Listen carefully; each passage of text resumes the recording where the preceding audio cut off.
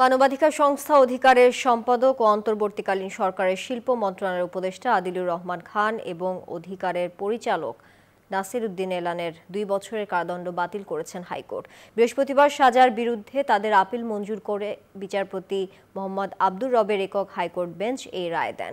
2013 সালের 5 থেকে 6 মে রাজধানীর মতিঝিলে হেফাজতে ইসলামের সমাবেশে আইনশৃঙ্খলা রক্ষাকারী বাহিনীর অভিযান নিয়ে অসত্য বিকৃত তথ্য প্রচারের অভিযোগে দায়ের করা মামলায় তাকে ও তার সহকর্মী অধিকারের পরিচালক ASM নাসির উদ্দিনকে 2023 সালের সেপ্টেম্বরে 2 বছরের কারাদণ্ড দেওয়া হয়।